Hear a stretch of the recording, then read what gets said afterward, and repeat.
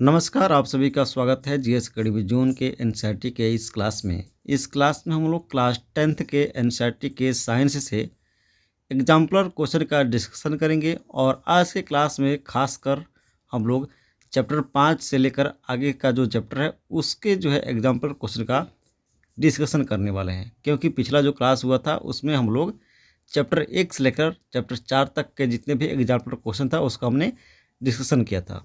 और बता दूं कि जो क्लास हो रहे हैं एग्जाम्पलर क्वेश्चन का काफ़ी महत्वपूर्ण है। यहाँ से हूबहू और डायरेक्ट क्वेश्चन आपके एग्जाम में देखने को मिल रहे हैं। तो ये सीरीज़ काफ़ी महत्वपूर्ण, इसको लास्ट तक देखिएगा।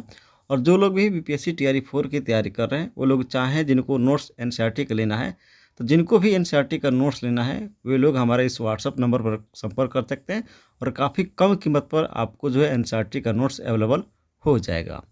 ठीक है, तो चलिए क्लास को शुरू करते हैं। पहला क्वेश्चन यहाँ पे देखिए,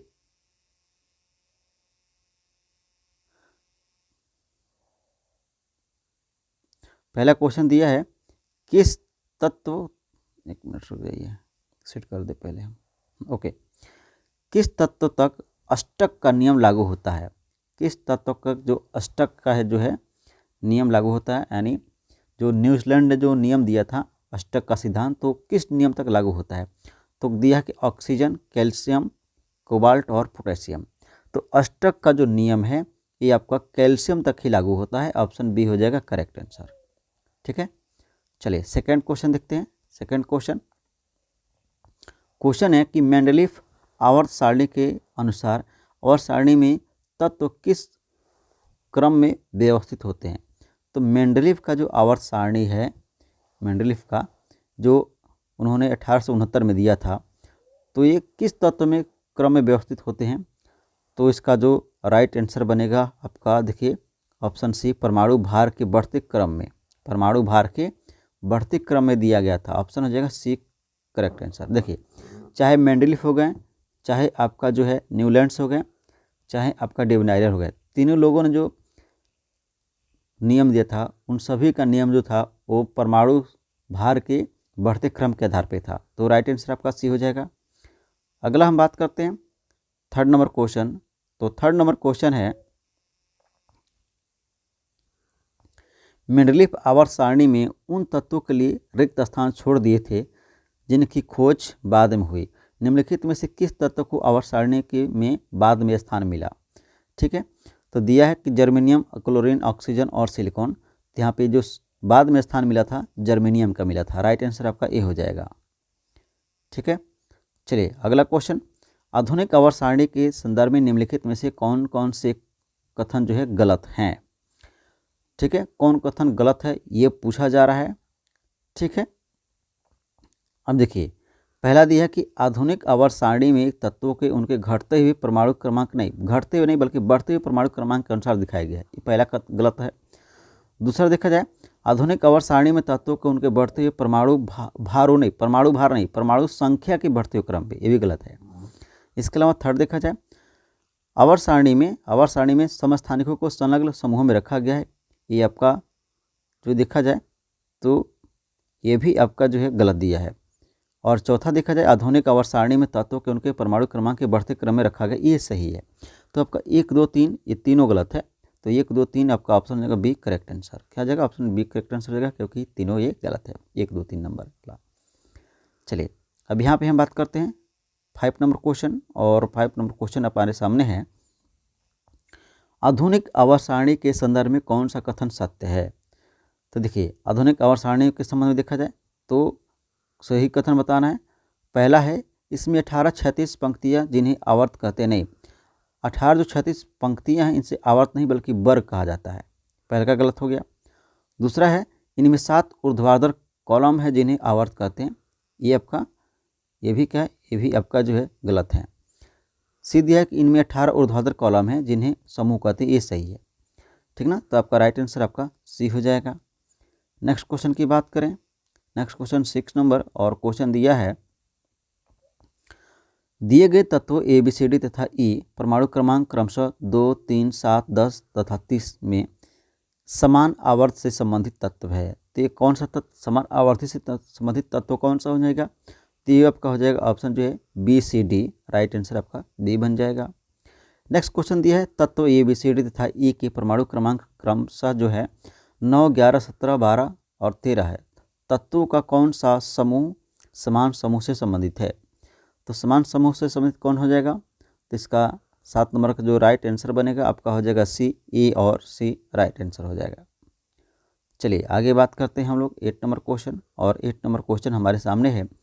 आधुनिक आवर्त सारणी में इलेक्ट्रॉनिक विन्यास 2,8 युक्त तत्व को आप किस समूह में पाते हैं?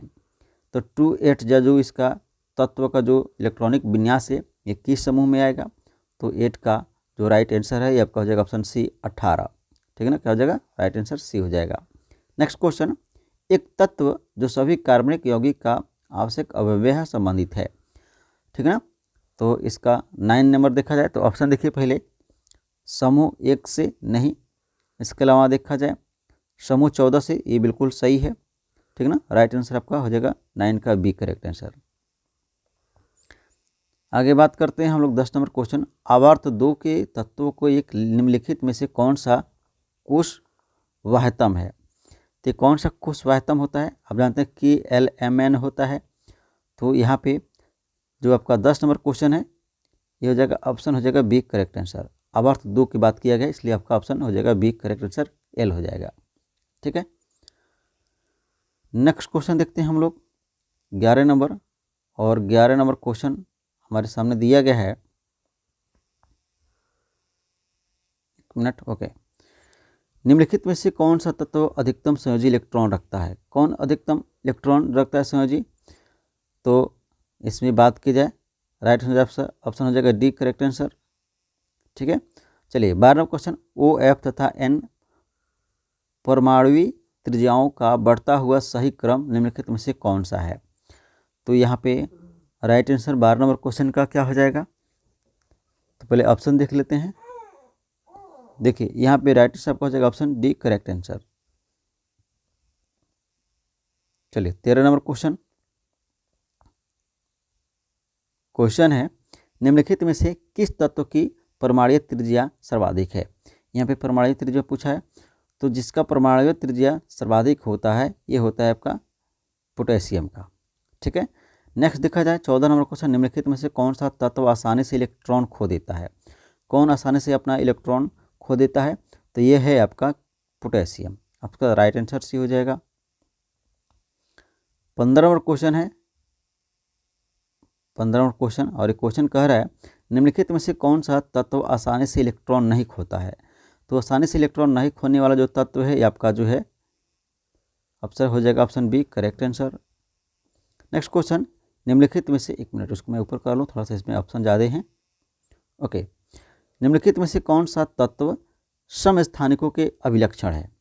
ठीक ना, अब इस समस्थानिक अगर आपको पता नहीं है या संभारिक पता नहीं है तो आप एक बार जो है साइंस का जो लेक्चर है हमारे चैनल पे प्लेलिस्ट में साइंस में उसको देख लीजिएगा। A to Z आपका जो है कंसेप्ट क्लियर हो जाएगा क्लास 6 से 10 तक का।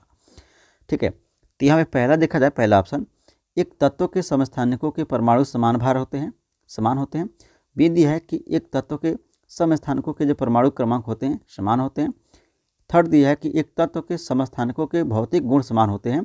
और फिर फोर्थ दिया है एक तत्व के समस्थानिक समान रासायनिक गुण प्रदर्शित करते हैं। तो देखिए इस क्वेश्चन का अगर राइट आंसर आपको पता करना है तो इस बात को ध्यान रखिएगा कि जो भी तत्व होंगे उनके समस्थानिक की परमाणु संख्या समान होंगी। तो ऑप्शन बी तो सही है। ठीक है, ऑप्शन बी आपका सही है 16 नंबर का। इसके अलावा एक तत्व के जो समस्थानिक समान होंगे उसके रासायनिक गुण भी प्रदर्शित करते हैं, तो ये भी आपका सही है, यानी 2 और 4 राइट आंसर हो जाएगा। ऑप्शन हो जाएगा डी करेक्ट आंसर। ठीक है, 2 और 4। यहाँ पे आइए 17 नंबर क्वेश्चन, और 17 नंबर क्वेश्चन है निम्नलिखित तत्वों को उनके धात्विक गुणों के घटते हुए क्रम में व्यवस्थित कीजिए।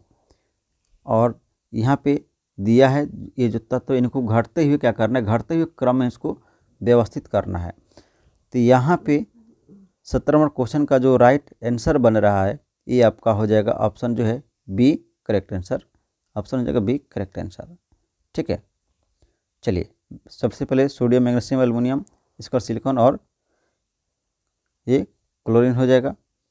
चलिए आगे बात करते हैं 18 नंबर क्वेश्चन का।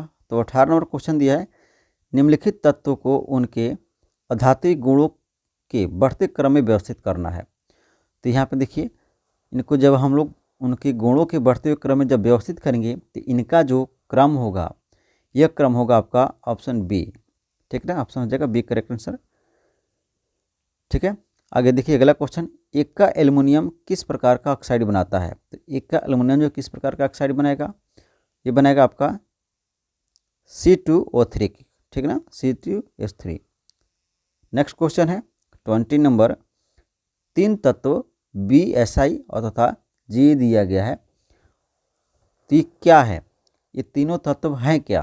तो ये तीनों तत्व मैं बता दूं कि तीनों तत्व जो है ये उपधातु है, ये तीनों तत्व उपधातु है, क्योंकि आपको पता है जो उपधातु होते हैं उपधातुओं की संख्या कितनी होती है, तो उपधातु आपके जो है ये 7 होते हैं।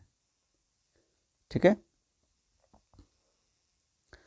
आगे बात की जाए 21 नंबर क्वेश्चन। 21 नंबर क्वेश्चन कह रहा है, निम्नलिखित में से कौन सा तत्व अम्लीय ऑक्साइड बनाता है। परमाणु क्रमांक 7 युक्त तत्व वाला, या परमाणु क्रमांक 3 वाला तत्व, या परमाणु क्रमांक 12 वाला तत्व, या परमाणु क्रमांक 19 वाला तत्व। तो इसका जो सही उत्तर है ये हो जाएगा ऑप्शन ए, परमाणु क्रमांक इसका 7 है वो वाला तत्व जो है अम्लीय ऑक्साइड बनाएगा। नेक्स्ट क्वेश्चन देखते हैं 22 नंबर, और नेक्स्ट क्वेश्चन 22 नंबर है, परमाणु क्रमांक 14 वाला तत्व कठोर है तथा अम्लीय ऑक्साइड और सहसंयोजक हैलाइड बनाता है, यह तत्व निम्नलिखित में से किस वर्ग से संबंधित है। तो यह जो तत्व है ये आपका संबंधित है उपधातु से, क्या जगह उपधातु से संबंधित है। ठीक है, चलिए यहाँ पे दिया गया है, इसको पढ़ने की कोई ज़रूरत नहीं है, यहाँ से क्वेश्चन आपका नहीं आने वाला है। ठीक है, चलिए यहाँ पे देखा जाए, क्वेश्चन दिया कि आवर्त सारणी के एक समूह के ऊपर से नीचे जाने पर निम्नलिखित में से क्या नहीं बढ़ता है। तो जब आप आवर्त सारणी के एक समूह में ऊपर से जब नीचे की तरफ जब आप जाते हैं तब आपका संयोजकता जो है वो नहीं बढ़ता है। ऑप्शन हो जाएगा सी करेक्ट आंसर।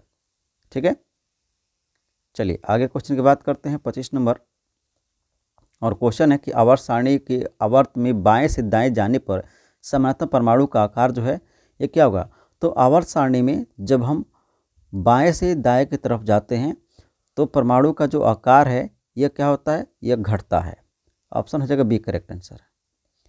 ठीक है, नेक्स्ट क्वेश्चन है आपका 26 नंबर, और क्वेश्चन कह रहा है कि निम्नलिखित में से तत्वों का कौन सा समूह धात्विक युग्मों को बढ़ते हुए क्रम में लिखा गया है। तो आपका राइट आंसर ऑप्शन ए बन जाएगा, इस बात को ध्यान रखिएगा। चलिए अब हम लोग बढ़ते हैं नेक्स्ट चैप्टर की तरफ। हमारा नेक्स्ट चैप्टर है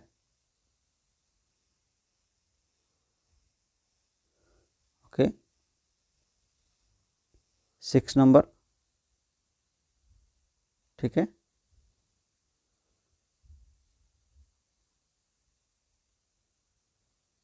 एक मिनट रुक जाइए। ठीक है, 6 नंबर चैप्टर देखते हैं, और 6 नंबर चैप्टर जैव प्रक्रम। ये बायो से क्वेश्चन आपके अच्छे खासे आते हैं, इस बात को ध्यान रखिएगा। चलिए पहला क्वेश्चन देखते हैं बायो का। दिया है निम्नलिखित में से कौन से कौन सा कथन स्वपोषी जीवों के लिए सही नहीं है। तो इसको हम लोग पढ़ते हैं। पहला दिया है वे कार्बोहाइड्रेट का संश्लेषण कार्बन डाइऑक्साइड और जल से तथा सूर्य के प्रकाश एवं क्लोरोफिल की उपस्थिति में कर लेते हैं। ठीक है, इसके अलावा ध्यान रखना पूछा कि कौन सा सही नहीं है, तो पहला तो सही है। इसके अलावा दिया है कि वे कार्बोहाइड्रेट को स्टार्च के रूप में भंडारित करते हैं, ये भी सही बात है। ठीक है ना, और सी दिया है कि वे कार्बन डाइऑक्साइड और जल को सूर्य के प्रकाश की अनुपस्थिति नहीं, सूर्य के प्रकाश की अनुपस्थिति नहीं बल्कि उपस्थिति, तो ये आपका गलत है। चौथा देखा जाए, वे आहार श्रृंखलाओं में पृथक पोषी स्तर बनाते हैं, ये भी सही है। यानी पहला, दूसरा और चौथा सही है, तीसरा गलत है। और पूछा था कौन सा कथन सही नहीं है, तो भाई तीसरा कथन सही नहीं है, राइट आंसर आपका सी हो जाएगा। चलिए नेक्स्ट क्वेश्चन देखा जाए। नेक्स्ट क्वेश्चन दिया है कि जीवों के निम्नलिखित वर्गों में से किस वर्ग के जीव खाद्य पदार्थों को शरीर के बाहर ही पचाकर उसका अवशोषण करते हैं। ठीक है, ऑप्शन दिया है मशरूम, हरे पौधे, अमीबा। बी दी है ईस्ट मशरूम, ब्रेड की फफूंद। सी पैरामीशियम अमीबा, अमरबेल और अमरबेल जू और फीताकृमि। तो यहाँ पे जो राइट आंसर है ये हो जाएगा आपका ईस्ट मशरूम ब्रीड की फफूंद, ऑप्शन बी हो जाएगा राइट आंसर। चलिए आगे क्वेश्चन की बात करते हैं। अगला क्वेश्चन है सही कथन चुनिए। सही कथन को आपका चयन करना है। पहला दिया है कि विषमपोषी प्राणी अपने भोजन का संश्लेषण स्वयं नहीं करते हैं। ठीक है, विषमपोषी जो प्राणी है कह रहा है कि अपना भोजन का संश्लेषण स्वयं नहीं करते हैं। बिल्कुल ये क्या है, ये बिल्कुल सही है। बी दिया है कि विषमपोषी प्राणी प्रकाश संश्लेषण प्रक्रिया के लिए सौर नहीं, विषमपोषी तो भाई प्रकाश संश्लेषण करवे नहीं करेंगे। सी दिया है कि विषमपोषी प्राणी अपने भोजन का संश्लेषण स्वयं करते हैं, ये भी सही नहीं है, गलत है। डी दिया है कि विषमपोषी प्राणी कार्बन डाइऑक्साइड और जल के कार्बोहाइड्रेट में बदलने में समर्थ होते हैं, ये भी गलत है। केवल आपका ऑप्शन ए जो है सही है, ये आपका राइट आंसर बन जाएगा। चलिए नेक्स्ट की बात करते हैं। 4 नंबर क्वेश्चन है कि मानव के आहार नाल के विभिन्न भागों का सही क्रम क्या है। आहार नाल की बात करता है। देखिए आहार नाल में आप जानते हैं सबसे पहले मुख आता है, फिर ग्रसनी आती है, फिर अमाशय, उसके बाद छोटी आंत, बड़ी आंत, और फिर जो है आपका शरीर का जो अपशिष्ट पदार्थ होता है वो शरीर से बाहर कर दिया जाता है। तो इस हिसाब से राइट आंसर आपका डी हो जाएगा, मुख, ग्रसिका, अमाशय, छोटी आंत और बड़ी आंत। राइट आंसर डी हो जाएगा। चलिए आगे हम बात करते हैं 5 नंबर क्वेश्चन। और 5 नंबर क्वेश्चन है कि यदि लार में लार एमाइलेज की कमी हो तब मुख गुहिका में कौन सी घटना प्रभावित होगी। तो लार में जब लार एमाइलेज की घटना जब मात्रा कम हो जाएगी तो इस स्थिति में स्टार्च का शर्करा में विघटित होना हो जाएगा। ऑप्शन हो जाएगा बी करेक्ट आंसर। ठीक है, ऑप्शन आपका बी करेक्ट आंसर हो जाएगा।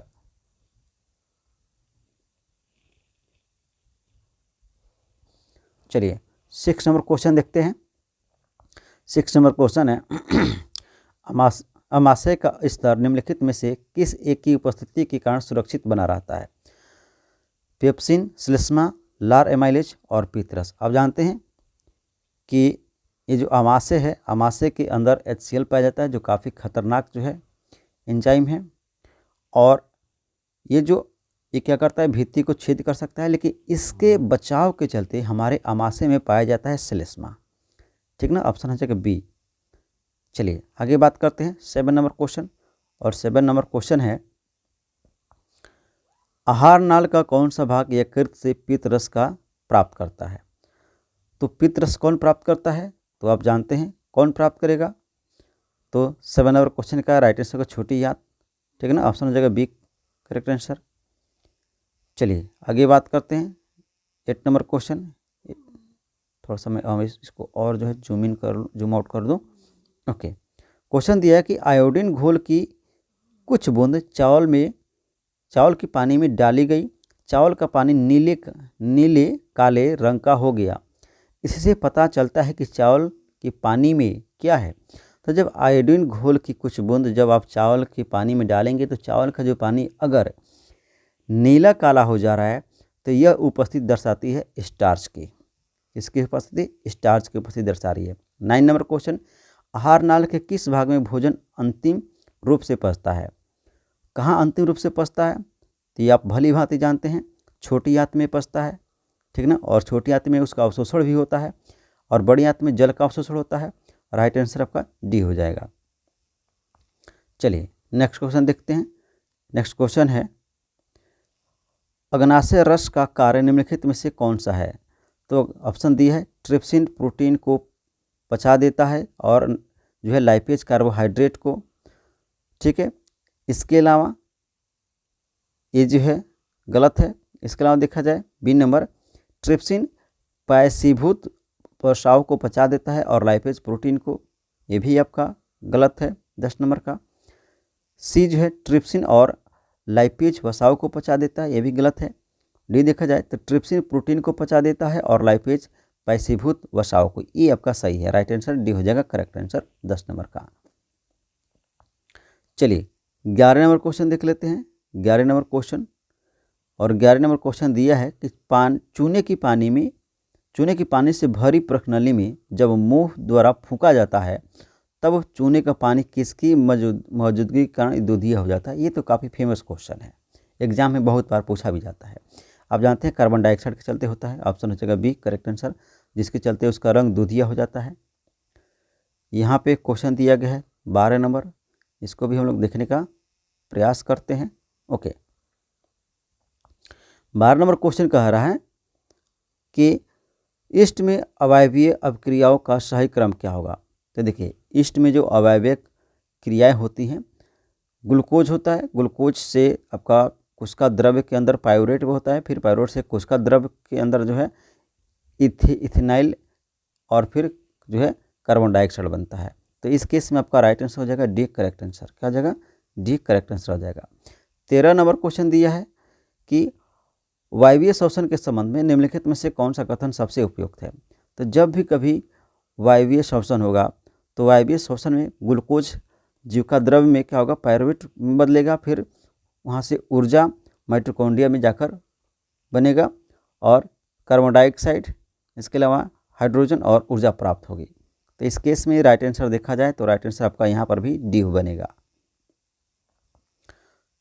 14 नंबर क्वेश्चन देखा जाए और 14 नंबर क्वेश्चन दिया है कि श्वसन के संबंध में से कौन से कथन सही हैं। पहला कथन पढ़ते हैं। 14 नंबर क्वेश्चन का पहला कथन पढ़ते हैं। पहला कथन कह रहा है कि अंतः श्वसन के दौरान पसलियाँ भीतर की तरफ चली जाती है। नहीं, अंतः श्वसन जब करेंगे तो पसलियाँ क्या होगा, बाहर की तरफ जाएंगी, ठीक ना, ये गलत है। दूसरा दिया है कि कुपिकाओं के भीतर गैसों का विनिमय होता है, अर्थात कुपिकाओं की वायु की ऑक्सीजन विसरित होकर रुधिर में पहुंच जाती है और रुधिर की कार्बन डाइऑक्साइड विसरित होकर कुपिकाओं की वायु में चली जाती है। ये कथन आपका सही है, ये कथन आपका जो है सही है, दूसरा नंबर। तीसरा देखा जाए, हीमोग्लोबिन में ऑक्सीजन की अपेक्षा कार्बन डाइऑक्साइड के प्रति अधिक बद्धता होती है। नहीं, ठीक ना।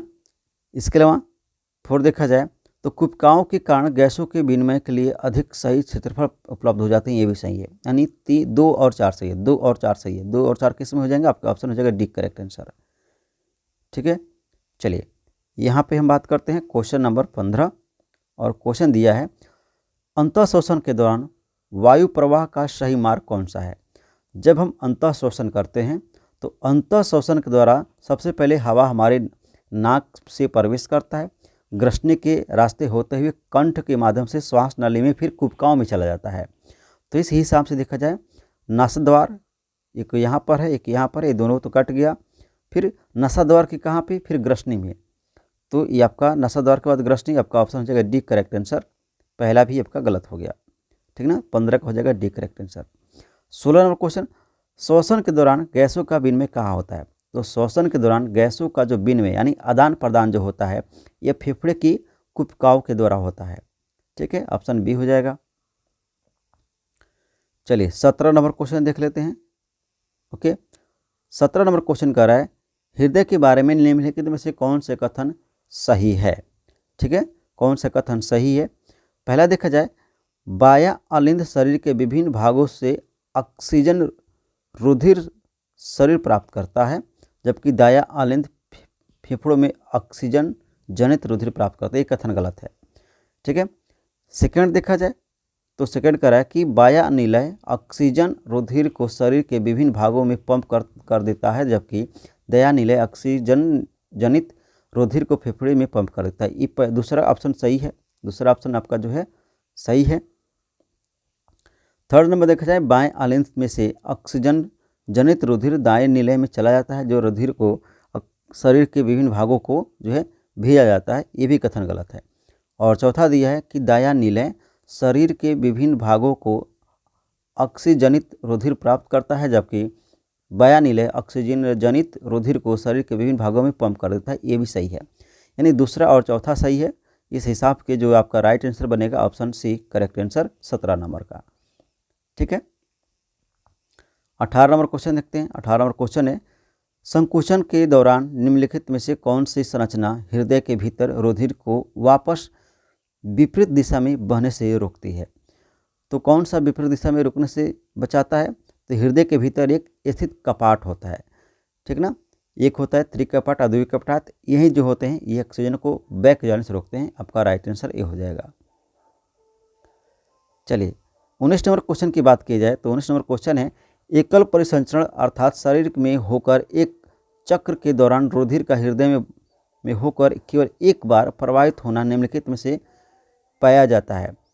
तो इस किस में पाया जाएगा? तो ये आपका जो है हिपोकैम्पस एक्सेसिस नर्वस में। ऑप्शन हो जाएगा बी करेक्ट आंसर है। आगे बात करते हैं 20 नंबर क्वेश्चन। और 20 नंबर क्वेश्चन जो है ओके इसको देखते हैं। 20 नंबर क्वेश्चन दिया कि निम्नलिखित कशेरुकी समूह या समूहों में हृदय की ऑक्सीजनित रुधिर शरीर के विभिन्न भागों में पंप नहीं करता। तो इसका कारण क्या है पंप नहीं करता है? तो इसका केवल कारण है एक पीसीज के चलते, एकल पीसीज में, ठीक ना, एकल पीसीज में ऐसा नहीं होता है। 21 नंबर क्वेश्चन दिया है, इसको मैं थोड़ा सा जूम कर लेता हूँ ताकि अच्छे से आपको दिख जाए। चलिए यहाँ आप देखिए, ध्वनियों का वर्णन करने के लिए सही कथन चुनिए। ध्वनियों को वर्णन करने के लिए सही कथन का चयन करना है। अब दिया कि इनकी भित्तियाँ मोटी और प्रत्यास्थ होती हैं, इनमें रुधिर उच्च दाब के साथ बहता है, नहीं, ठीक है, और ये विभिन्न अंगों में रुधिर एकत्रित करके वापस हृदय पहुंचाते नहीं। धमनियाँ जो है रुधिर एकत्रित करके हृदय में नहीं पहुंचाती है, बल्कि हृदय से जो है शरीर को पहुंचाती है। गलत कथन है। बी दिया है इनकी भित्तियाँ पतली होती हैं और इनके भीतर कपाट होते हैं। तो पहली बात समझिए कि कभी भी जो धमनी होगा उसका भित्ति पतली नहीं होगा, ये भी गलत है। सी नंबर देखा जाए 21 का, तो ये कह रहा है कि इनकी भित्तियाँ मोटी एवं प्रत्यास्थ होती हैं, इनमें रुधिर कम दाब के नहीं, रुधिर अधिक दाब होता है यहाँ पे, ये भी गलत है। तो इसके हिसाब से राइट आंसर आपका डी हो जाएगा।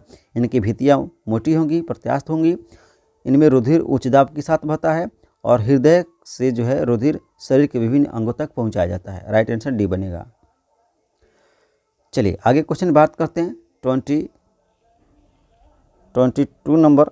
और 22 नंबर क्वेश्चन देखा जाए, ये कह रहा है कि वृक्कों की निस्यंदन इकाइयों को कहते हैं। तो वृक्कों के जो निस्यंदन इकाई है, इस निस्यंदन इकाई को हम लोग नेफ्रॉन कहते हैं, ठीक ना। नेक्स्ट क्वेश्चन है, प्रकाश संश्लेषण प्रक्रिया के दौरान, इसको मैं थोड़ा सा जूम इन कर लूँ, जूम आउट कर दो, सॉरी।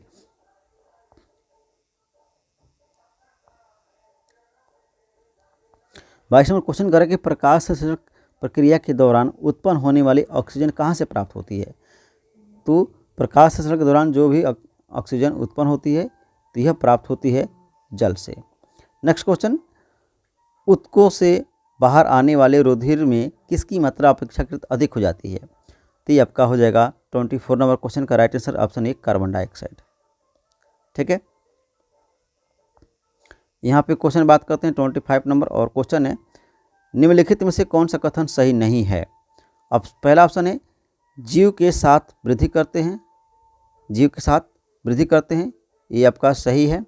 बी दिया है कि जीवों को अपने शरीर में होने वाले टूट फूट की मरम्मत करते रहना चाहिए ताकि उसे अपनी संरचना बनाए रखनी चाहिए, ये भी सही है। सी नंबर देखा जाए, कोशिकाओं में अणुओं की गति नहीं होती, ये गलत है, होती है। और डी दिया है कि ऊर्जा जैव प्रक्रियाओं के लिए आवश्यक है, ये भी आपका जो है सही है।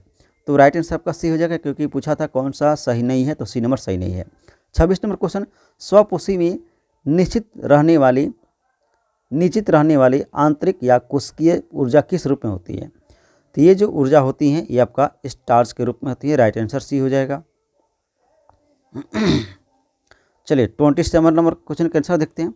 और 27 का क्वेश्चन दिया गया है आपका, निम्नलिखित चरणों में से कौन से समीकरण को प्रकाश संश्लेषण प्रक्रिया का समीकरण माना जाता है? यानी प्रकाश संश्लेषण की जो घटना होती है उसको यहाँ पे बताना है, ठीक है। 27 नंबर क्वेश्चन का, तो आप जानते हैं कि 6CO2 + 12H2O के साथ जब क्लोरोफिल और सूर्य का प्रकाश प्राप्त होता है तब C6H12O6 का ग्लूकोज बनता है। 6 जो है मॉलिक्यूल ऑक्सीजन के मॉलिक्यूल रिलीज होते हैं और 6 ही आपके हाइड्रोजन के मॉलिक्यूल रिलीज होते हैं। आपका राइट आंसर सी हो जाएगा, राइट आंसर सी हो जाएगा। अगला क्वेश्चन देखते हैं 28 नंबर। और एक क्वेश्चन है, उस घटना का चयन कीजिए जो प्रकाश संश्लेषण में नहीं होती है। तो कौन सा इसमें घटना प्रकाश संश्लेषण में नहीं होगा? अब इसको हम लोग समझते हैं। पहला दिया है कि क्लोरोफिल द्वारा प्रकाश ऊर्जा का अवशोषण, ये होता है। फिर दिया कार्बन डाइऑक्साइड का कार्बोहाइड्रेट में उपचयन, ये भी आपका होता है। सीधे कार्बन का कार्बन डाइऑक्साइड में उपचयन, ये नहीं होता है, ठीक है ना। इसके अलावा देखा जाए प्रकाश ऊर्जा का रासायनिक परिवर्तन होना, ये भी होता है। यानी आपका ऑप्शन सी यानी जो है कार्बन का कार्बन डाइऑक्साइड में उपचयन नहीं होता है। ऑप्शन सी राइट आंसर हो जाएगा। चलिए 29 नंबर क्वेश्चन देखते हैं। 29 नंबर क्वेश्चन है, पौधे में रंध्र का खुलना और बंद होना निर्भर होता है किसके ऊपर? तो एक स्टोमेटा होता है, पौधे के पत्तियों में स्टोमेटा पाया जाता है और इसी स्टोमेटा के द्वारा कोशिकाओं के अंदर उपस्थित जल के कारण होता है, कभी खुलता है बंद होता है। ठीक है,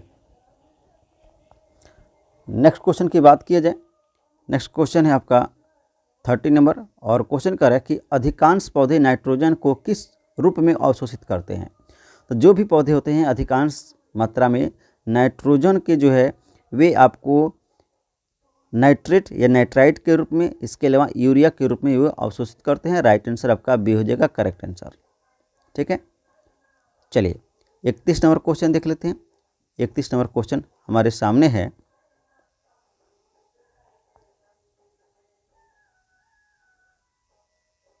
ओके। पाचन क्षेत्र में भोजन के साथ मिलने वाला एंजाइम कौन सा है? तो पाचन के क्षेत्र में भोजन में मिलने वाला जो एंजाइम है ये आपका एमाइलेज होता है। ऑप्शन सी हो जाएगा करेक्ट आंसर। नेक्स्ट क्वेश्चन, निम्नलिखित में से कौन सा कथन सही है? कौन सा कथन सही है? अब यहाँ पे ध्यान रखिएगा, यहाँ पे करक की पायरुवेट की ईस्ट की सहायता से इथेनॉल और कार्बन डाइऑक्साइड में बदला जा सकता है, ये बिल्कुल सही कथन है। पहला बिल्कुल कथन सही है। दूसरा देखा जाए, वायवीय जीवाणुओं में किण्वन होता है, नहीं, अवायवीय में किण्वन होगा। ठीक है ना। थर्ड दिया माइटोकॉन्ड्रिया में किण्वन होता है, माइटोकॉन्ड्रिया में किण्वन नहीं होता है। चौथा दिया किण्वन अवायवीय चौथा में होता है, ये भी सही है। 1 और 4 सही है, 1 और 4 किस में है? तो सी नंबर है, सी नंबर राइट आंसर हो जाएगा इसका भी। ओके, नेक्स्ट क्वेश्चन की बात करते हैं 33 नंबर और क्वेश्चन है कि ऑक्सीजन की कमी से क्रिकेट के खिलाड़ियों की पेशियों में प्रायः खिंचाव उत्पन्न हो जाते हैं, ऐसा होने के कारण क्या है? तो आप जानते हैं ऐसा होने का जो कारण है, अब होता क्या है कि जो मांसपेशियाँ अधिक कार्य करती हैं वहाँ पे ऑक्सीजन की कमी होती है, तो वहाँ पे लैक्टिक अम्ल जो है बनना शुरू हो जाता है। तो इस हिसाब से आपका राइट आंसर ऑप्शन डी हो जाएगा, पायरुवेट का लैक्टिक अम्ल के रूप में बदलने के कारण। नेक्स्ट क्वेश्चन दिया है, हमारे शरीर में मूत्र का सही मार्ग क्या है? तो देखिए हमारे शरीर से जो मूत्र जो बाहर निकलता है उसका सही मार्ग है कि सबसे पहले ब्रिक से जो है मूत्र नलियों में आता है, मूत्र नलियों में मूत्राशय या फिर मूत्राशय से मूत्र मार्ग के द्वारा बाहर निकल जाता है। तो सबसे पहले ब्रिक रहेगा, ये कट गया। ठीक है, इसके अलावा मूत्रनली आनी चाहिए, तो ये मूत्रनली यहाँ पर भी है, मूत्रनलिया, ये मूत्राशय गलत हो गया, यहाँ पर भी है मूत्रनली। फिर आपका जो है मूत्राशय होता है, मूत्राशय यहाँ पे भी है, और फिर मूत्रमार्ग होता है, फिर यहाँ पे आपका ऑप्शन सी होगा करेक्ट आंसर। ब्रेक, मूत्रनलियाँ, मूत्राशय और मूत्रमार्ग। क्वेश्चन की बात करते हैं, लास्ट क्वेश्चन इस चैप्टर का। क्वेश्चन है, मानव के ऊतकों में ऑक्सीजन की कमी होने के कारण पायरुवेट अम्ल किस कोशिकांग के भीतर लैक्टिक अम्ल के रूप में बदला जाता है? तो मानव के ऊतकों में ऑक्सीजन की कमी जब होती है तो उसके कारण जो पायरुवेट अम्ल जो है ये किसके रूप में बदलते हैं या लैक्टिक के रूप में बदल जाते हैं? तो इसका जो सही उत्तर है कोशिका द्रव्य में। ऑप्शन हो जाएगा एक करेक्ट आंसर। ठीक है, अब हम लोग बात करते हैं नेक्स्ट जो है चैप्टर कौन सा? तो नेक्स्ट चैप्टर, एक मिनट, चलते हैं हम लोग 7 नंबर चैप्टर देखते हैं। और 7 नंबर चैप्टर हमारा जो है ये है नियंत्रण और समन्वय। यहाँ से क्वेश्चन आप जानते हैं टीआरई में पार्ट बन चुका है, कई बार यहाँ से क्वेश्चन बनता है क्वेश्चन आपके एग्जाम में। चलिए पहला क्वेश्चन देखते हैं, ग्राहिक अंगों के संदर्भ में निम्नलिखित में से कौन सा कथन सही है? पहला दिया है,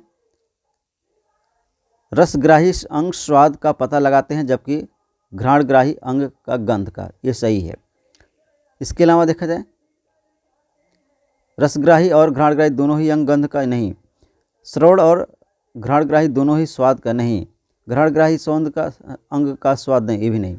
आपका राइट आंसर आपका ये हो जाएगा करेक्ट आंसर। अगला क्वेश्चन दिया है सेकंड में, न्यूरॉन में विद्युत आवेग कहाँ से आरंभ होकर कहाँ तक चलते हैं? देखिए जो न्यूरॉन होता है, न्यूरॉन में जो आपका मैसेज प्राप्त होता है और कहाँ तक ट्रांसफ़र होता है, इस बात की जाए तो सबसे पहले डेंड्राइट जो है प्राप्त करता है, फिर डेंड्राइट से कोशिका काय में जाता है और फिर एक्सॉन के माध्यम से एक्सॉन छोर पे चला जाता है।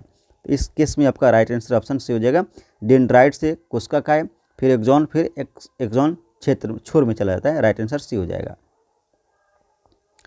नेक्स्ट क्वेश्चन की बात की जाए, नेक्स्ट क्वेश्चन 3rd नंबर है, सिनेप्स पर रासायनिक संकेत का संप्रेषण होता है।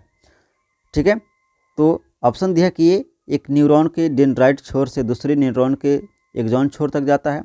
बी दिया कि एक्सॉन के उसी न्यूरॉन की कोशिका का काय तक। सी है कोशिका काय से उसी न्यूरॉन के एक्सॉन छोर तक। और डी दिया है एक न्यूरॉन के एक्सॉन छोर से दूसरे न्यूरॉन के डेंड्राइट छोर तक जाता है।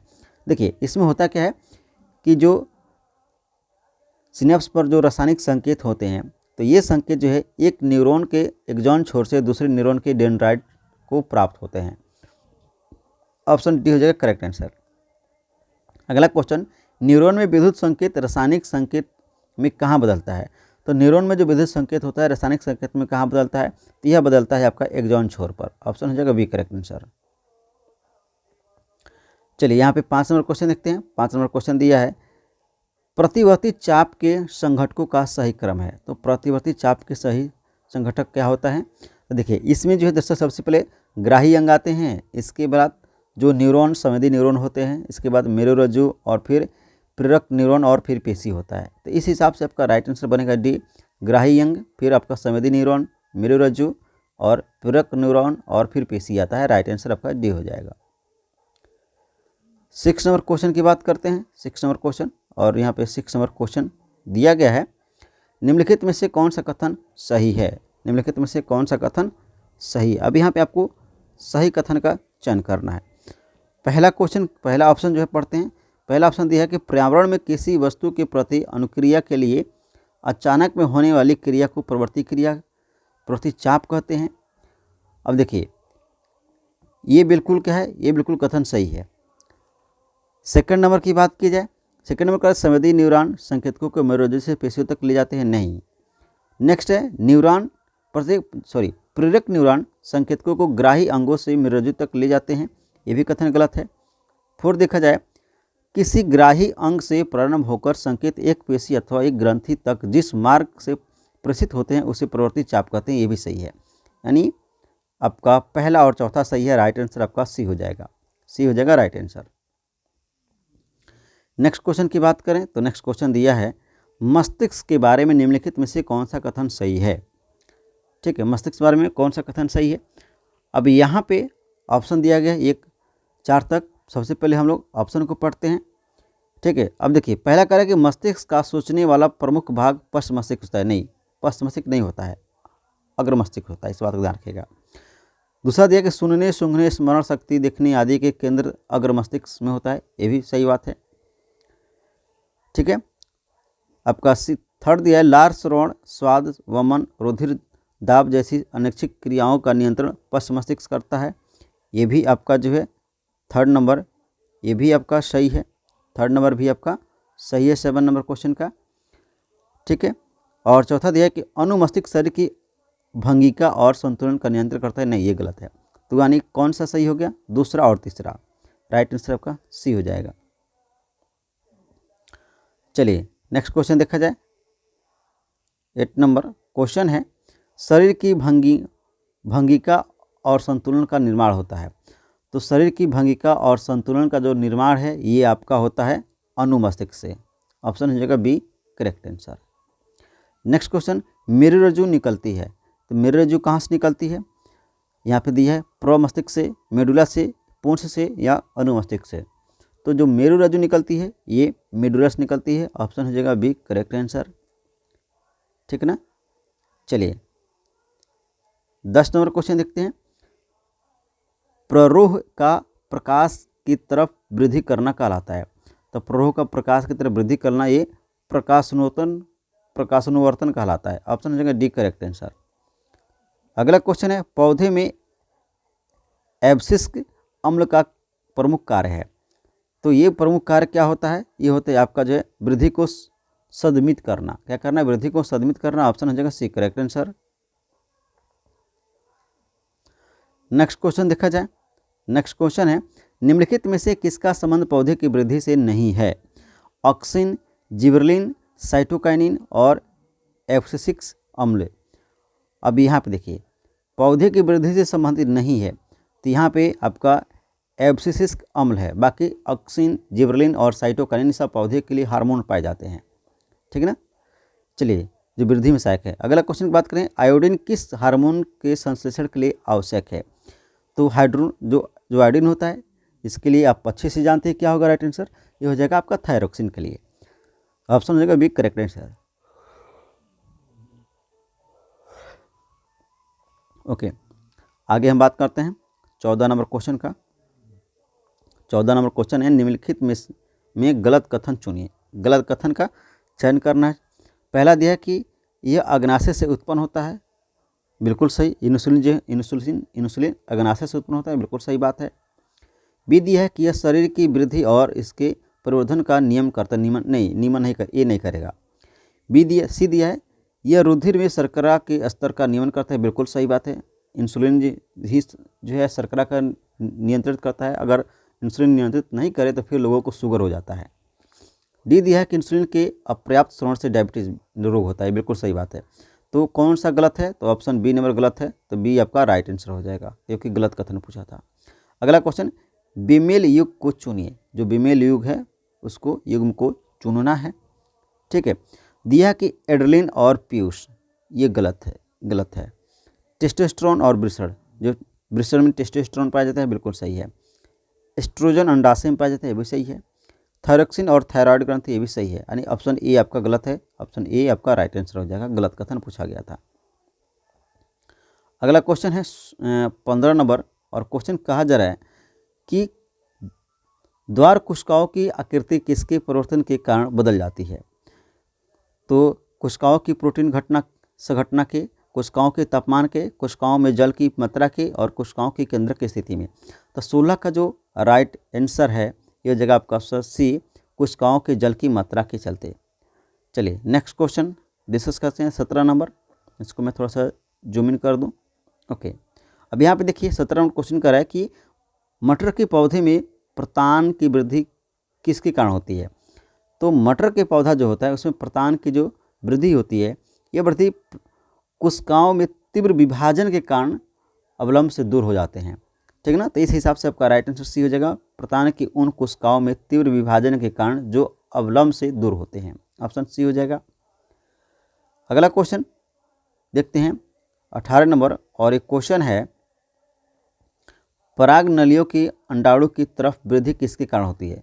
तो पराग नलियों की अंडाणु की तरफ जो वृद्धि होती है, यह वृद्धि आपके रसोनोर्तन के चलते होती है, ऑप्शन हो जाएगा बी करेक्ट आंसर। चलिए 19 नंबर क्वेश्चन की बात करते हैं। 19 नंबर क्वेश्चन हमारे सामने है, सूर्य के प्रकाश के अनुसार सूरज की गति किसके कारण होती है? तो किसके चलते होगी? तो ये प्रकाश अनुवर्तन के चलते होती है। जिधर से प्रकाश आएगा उधर ही सूर्य का पौधा का जो फूल होगा वो मुड़ जाएगा।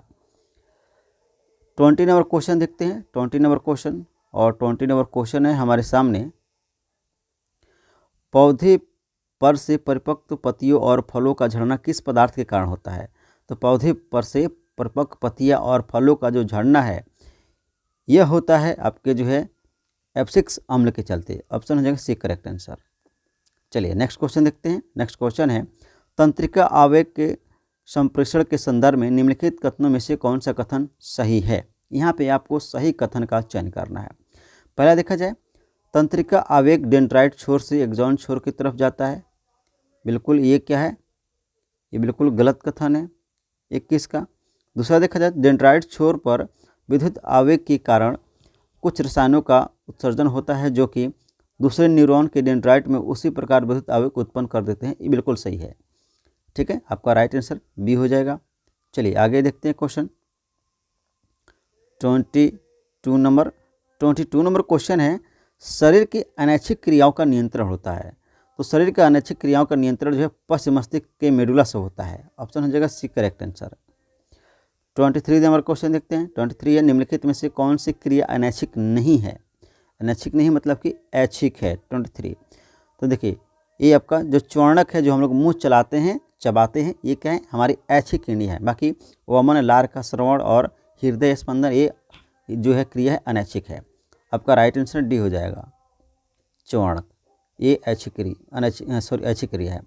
अगला बात किया जाए, अगला क्वेश्चन जो है 24 नंबर क्वेश्चन है कि जब किसी व्यक्ति की सर्दी जुकाम हो रहा है तब वह क्या नहीं कर सकता है? तो जब किसी व्यक्ति को सर्दी जुकाम हो रहा है तब वह व्यक्ति इत्र या अगरबत्ती की गंध में भेद नहीं कर पाता है, मतलब सूंघने की शक्ति उसकी जो है क्षमता कम हो जाती है। राइट आंसर आपका हो जाएगा बी करेक्ट आंसर।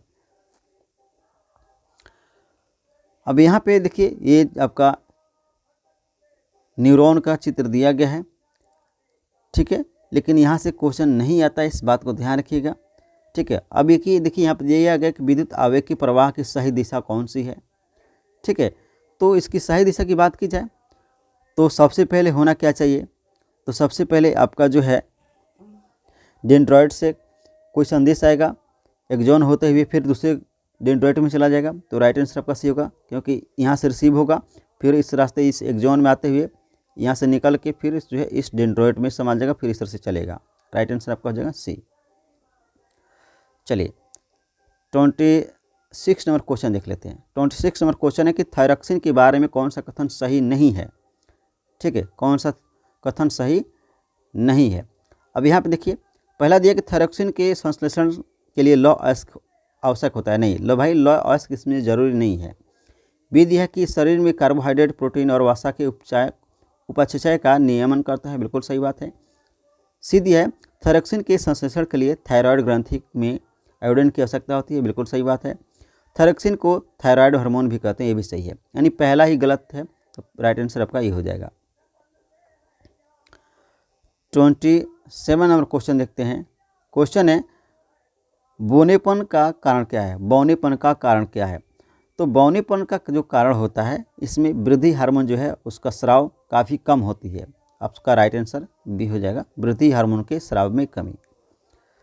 चलिए 28 नंबर क्वेश्चन देखते हैं। 28 नंबर क्वेश्चन दिया है यौनारंभ से संबंधित शरीर के लक्षणों में महत्वपूर्ण परिवर्तन मुख्यतः किसके श्रवण के कारण होता है।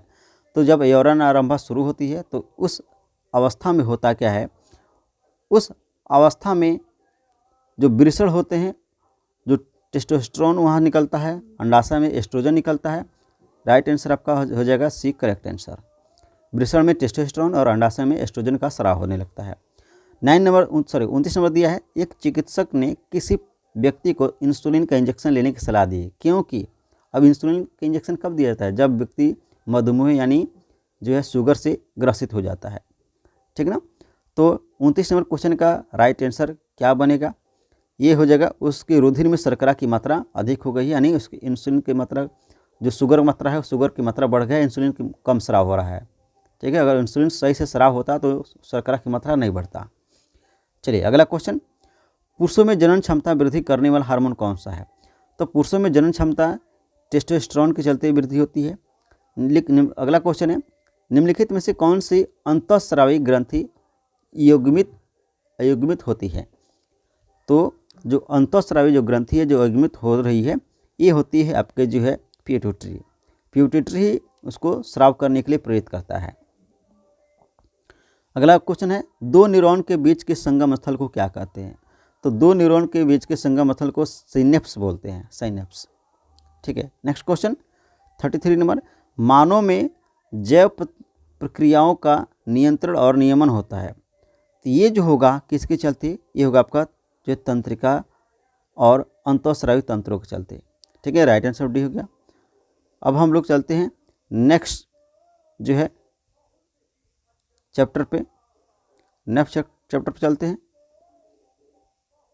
8 नंबर, जीव जनन कैसे करते हैं, ठीक है, जीव जनन कैसे करते हैं। अब यहाँ पे पहला क्वेश्चन आपका दिया गया है, नीचे दिए गए जीवों की सूची में कौन से जीव हैं जो अलैंगिक जनन करते हैं। तो अलैंगिक जनन कौन कौन करेंगे भाई, तो देखिए केला करते हैं अलैंगिक जनन, इसके अलावा ईस्ट करते हैं और इसके अलावा अमीबा करते हैं। 1, 3 और 4 राइट आंसर आपका हो जाएगा B correct answer. Next question है आपका जो है पुष्प में नर और मादा युग्मकों को उत्पन्न होने वाले भाग कौन से हैं। तो पुष्प में नर और मादा युग्मकों को उत्पन्न होने वाले कौन से भाग हैं। तो देखिए ये है आपके परागकोश और अंडाशय, ठीक ना, परागकोश और अंडाशय, क्योंकि नर में परागकोश होते हैं और जो फीमेल होता है मादा युग्मक होते हैं उसको अंडाशय बोलते हैं। अगला क्वेश्चन, एक पुष्प में लैंगिक जनन की परिघटनाओं का सही क्रम कौन सा है। तो एक पुष्प होता है, उसमें लैंगिक जनन सबसे पहले परागकण से निषेचन होता है, फिर भ्रूण, फिर नवोद्भिद बनता है। ऑप्शन हो जाएगा सी राइट आंसर, परागकण, निषेचन, भ्रूण और फिर नवोद्भिद। ऑप्शन सी करेक्ट आंसर हो जाएगा। अगला क्वेश्चन की बात की जाए तो अगला क्वेश्चन हमारे सामने है, जनन की अलैंगिक विधि से उत्पन्न संतति में परस्पर अधिक समानता होती है, क्यों? तो लैंगिक जनन विधि से उत्पन्न संतति में परस्पर अधिक समानता होती है, इसके कारण है कि लैंगिक जनन में ही केवल एक जन भाग लेते हैं, और इसके अलावा देखा जाए तो अलैंगिक जनन में युग्मक शामिल नहीं होता है। ठीक है, आपका राइट आंसर क्या हो जाएगा? 1 और 2, यानी ऑप्शन ए हो गया करेक्ट आंसर। चलिए अगला क्वेश्चन देखते हैं। 5 नंबर क्वेश्चन है कि जनकों में संतति में संप्रेषित होने वाले लक्षण किस में विद्यमान होते हैं? तो किस में विद्यमान होगा? तो ये आप जानते हैं, जीन हो जाएगा। ऑप्शन 5 का डी हो जाएगा। अगला क्वेश्चन, जनकों में संतति में संप्रेषित होने वाला लक्षण क्या प्रदर्शित करते हैं? तो ये जो है प्रदर्शित करेंगे क्या? तो जनों के साथ समानताएं और विविधताएं। ऑप्शन हो जाएगा C correct answer. 7 number question देखिए। क्वेश्चन है कि अमीबा, स्पाइरोगाइरा और ईस्ट में जनन की सामान्यतः विशेषता क्या होती है? तो ये जो आपका अमीबा हो गया, स्पाइरोगाइरा हो गया और आपका जो ईस्ट हो गया, ये सभी क्या करते हैं? तो अलैंगिक जनन करते हैं। ऑप्शन ए राइट आंसर हो जाएगा। नेक्स्ट क्वेश्चन, स्पाइरोगाइरा में अलैंगिक जनन किसके द्वारा होता है? तो स्पाइरोगाइरा में जो अलैंगिक जनन होता है, ये तंतुओं के छोटे छोटे उसके टुकड़े होते हैं, तोड़ होते हैं, उसके चलते होता है। ऑप्शन ए हो जाएगा करेक्ट आंसर। चलिए नेक्स्ट क्वेश्चन देख लेते हैं 9 नंबर। और नेक्स्ट क्वेश्चन है, प्लाज्मोडियम में एक कोशिका के अनेक कोशिकाओं में विभाजित होने की क्षमता को क्या कहते हैं? तो यह जो क्षमता होती है विभाजन होने की, ये आपका बहुविभाजन कहलाता है प्लाज्मोडियम में। नेक्स्ट क्वेश्चन 10 नंबर है, पुष्पी पौधे में जनन अवस्थाओं का सही क्रम कौन सा है? तो पुष्प वाले पौधों में जनन का जो सही क्रम है, सबसे पहले युग्मक बनेगा, फिर युग्मनज बनेगा, फिर भ्रूण, फिर नवोद्भिद बनेगा। ऑप्शन ए हो जाएगा करेक्ट आंसर, युग्मक, युग्मनज, भ्रूण और नवोद्भिद। ठीक है, चलिए 11 नंबर क्वेश्चन देखते हैं।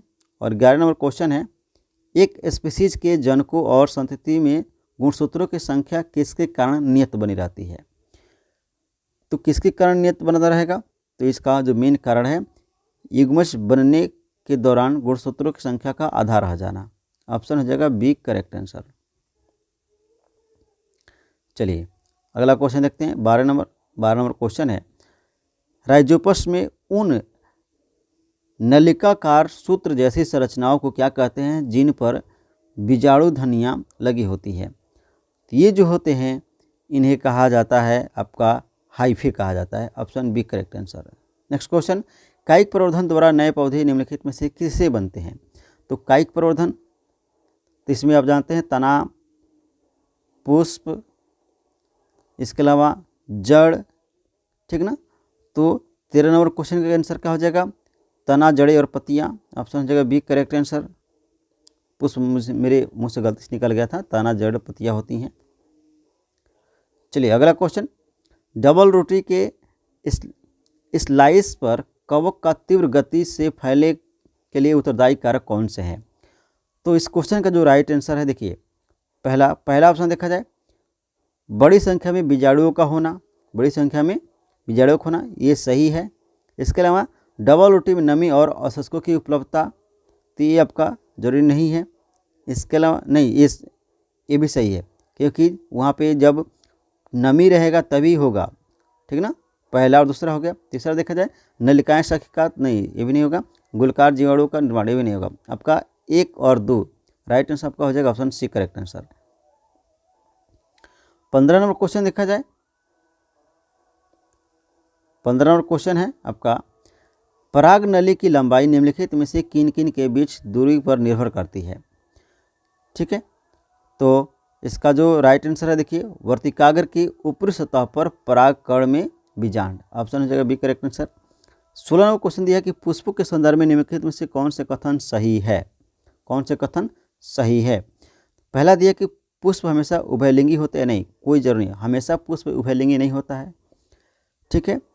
इसके अलावा देखा जाए, ठीक है, दूसरा ऑप्शन, ये लैंगिक जनन के अंग होते हैं, ये सही है, बिल्कुल सही बात है, 16 नंबर का।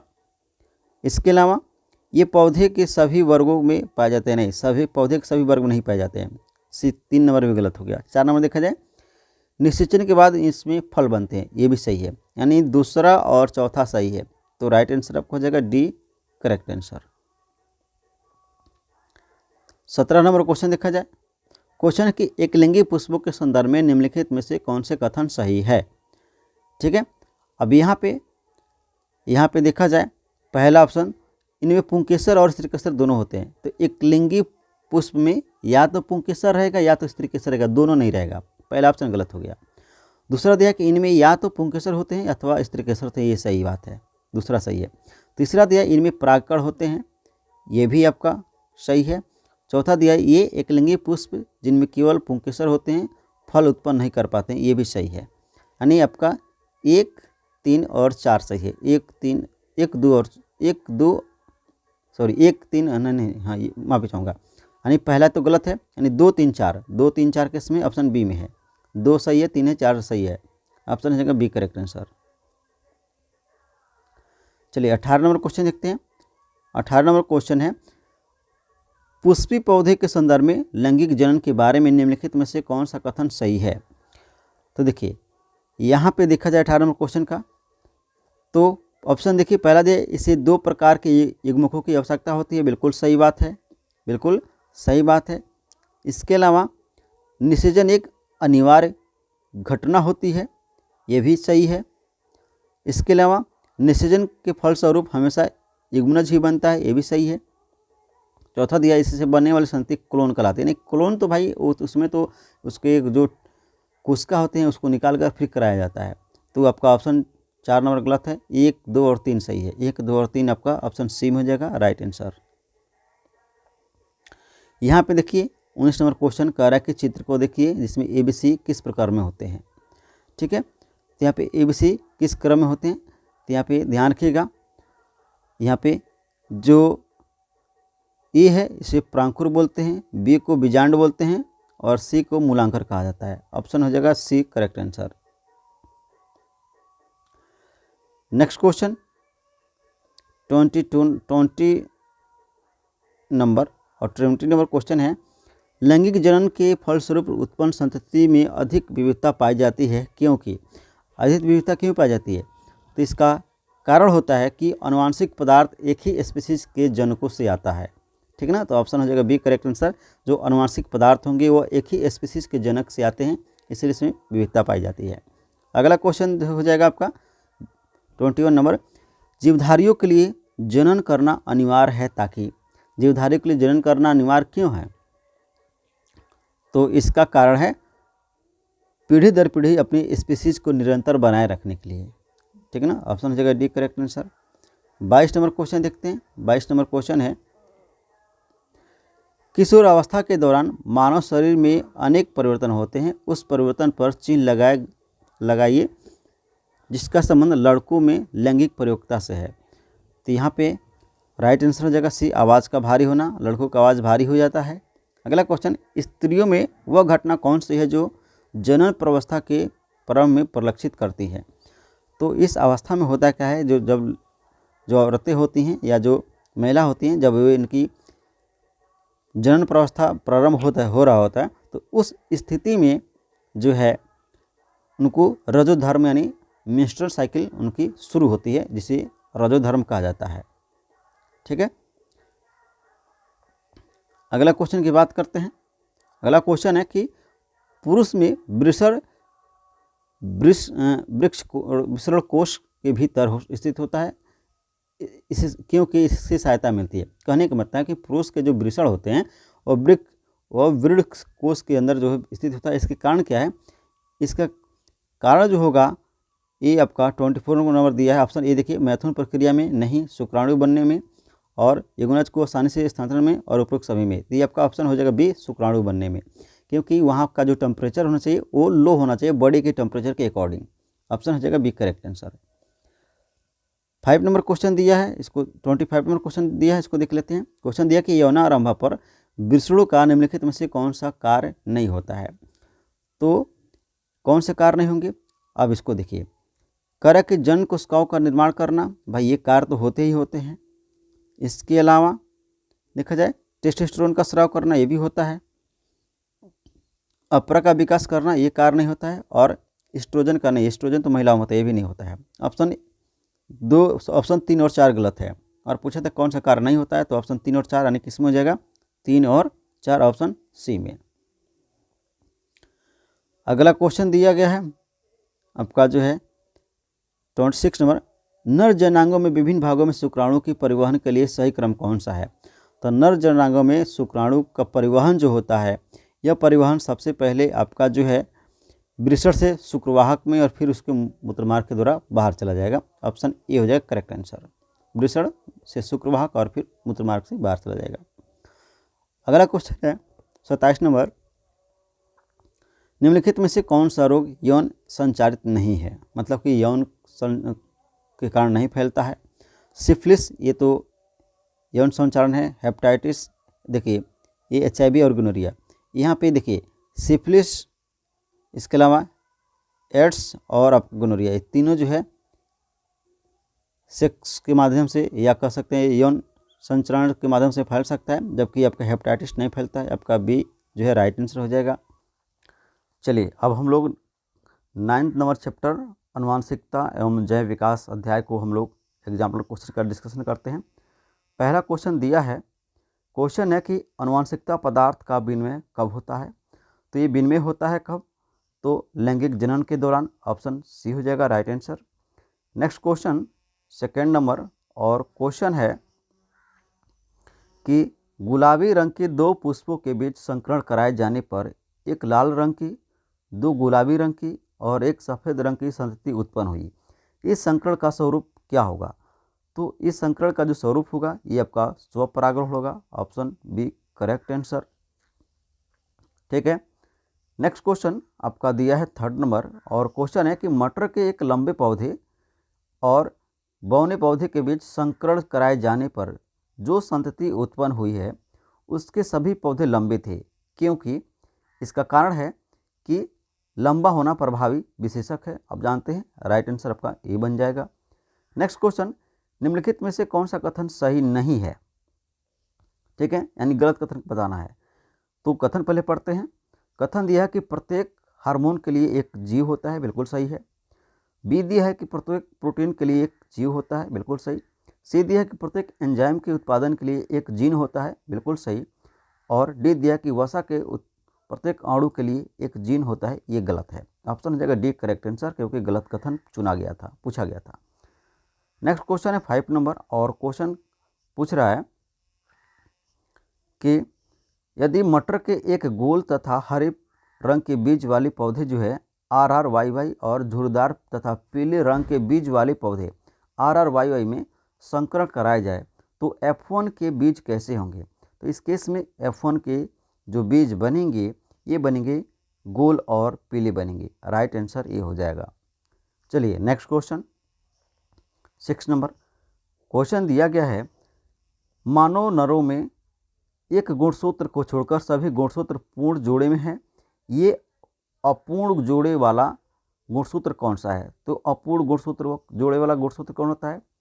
आपका जो 6 नंबर की बात किया जाए तो देखिए, या तो नर की बात किया है ना, तो नर के केस में आपका क्या होगा? नर के केस में आपका पहला होगा आपका एक X गुणसूत्र होता है, एक Y गुणसूत्र होता है, यानी X गुणसूत्र और Y गुणसूत्र दोनों होते हैं नर में। तो इस केस में आपका राइट आंसर सी बनेगा। Next question 7 number. 7 number question दिया है, 1 मिनट, 7 नंबर क्वेश्चन दिया है, बच्चों के नर का निर्माण होता है, यानी जो नर बच्चा है उसका निर्माण कैसे होगा? तो Y जो है युग्मज के गुणसूत्र में, अगर Y गुणसूत्र जाता है तब जाके जो है बच्चे का जो है लड़के का जन्म होता है। ऑप्शन हो जाएगा बी। नेक्स्ट क्वेश्चन, एक युग्मज से जिसमें पिता से वंशागत किया गया X गुणसूत्र है, किस प्रकार का बच्चा का जन्म होगा? अगर पिता से X आया है तो लड़की होगी। ऑप्शन हो जाएगा बी करेक्ट आंसर। चलिए बात करते हैं हम लोग 9 नंबर क्वेश्चन का। क्वेश्चन दिया कि गलत कथन का चयन कीजिए। अब यहाँ पे ऑप्शन पढ़ना पड़ेगा पूरा। पहला कह रहा है कि एक समिष्टि में लगातार कई पीढ़ियों तथा कुछ एक जीनों की प्रतिक्रिया में परिवर्तन से विकास होता है। ये 9 का पहला ऑप्शन बिल्कुल जो है आपका सही है। बी दिया है कि भूखमरी के कारण जीव के भार में कमी का आनुवांशिक रूप से नियंत्रण किया जा सकता है। नहीं, ऐसा नहीं हो सकता है। सी दिया है कि दुबले पतले जीनों की संतति अधिक भार वाली हो सकती है। बिल्कुल सही बात है। और डी है कई पीढ़ियों तक जिन विशेषकों की वंशागति नहीं होती उनके विकास नहीं होता।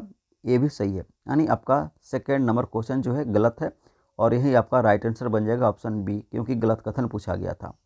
10 नंबर क्वेश्चन है कि नई स्पीसीज का निर्माण हो सकता है। तो नई स्पीसीज का निर्माण कैसे हो सकता है? ऑप्शन पढ़िए। पहला ऑप्शन करें कि जनन कोशिकाओं के डीएनए में महत्वपूर्ण परिवर्तन होते हैं। और सेकंड दिया है कि युग्मक के गुणसूत्रों की संख्या में परिवर्तन आ सकता है। ठीक है, तो पहला और दूसरा दोनों सही है। तीसरा देखा जाए आनुवांशिक पदार्थों में कोई परिवर्तन नहीं होता। नहीं, बिल्कुल परिवर्तन होता है। और डी दिया है 4 नंबर कि जनुओं में परस्पर मैथुन नहीं होता। ये बिल्कुल होता है। यानी आपका पहला और दूसरा सही है। तो इस तरह से आपका राइट आंसर ऑप्शन ए बन जाएगा। ठीक है, नेक्स्ट क्वेश्चन देखते हैं। नेक्स्ट क्वेश्चन है 11 नंबर और क्वेश्चन है मटर के पौधे से जिनमें एक गोल और हरे बीज वाला तथा दूसरा झुर्रीदार और पीले बीज वाला था, जब F1 पीढ़ी उत्पन्न हुई तब उसके बीज गोल और पीले रंग के बने। F1 पीढ़ी के पौधे के बीच बनेंगे। F1 पीढ़ी के पौधे के बीच बनेंगे। कह रहा कि स्वयं संकरण कराए जाने पर F2 पीढ़ी के पौधे जो हैं बीजों के लक्षणों के कुछ नए समुच्चय बने। निम्नलिखित में से कौन से समुच्चय हो सकते हैं? पहला दिया है गोल और पीले। यानी पहला में क्या दिया है? गोल और पीले। तो गोल और पीले दिया गया है पहला। और देखा जाए इसके बाद दिया गया है गोल हरे, झुर्रीदार और पीले और झुर्रीदार और हरे। तो देखिए यहाँ पे 11 का जो सही ऑप्शन बनेगा ये कौन सा हो जाएगा?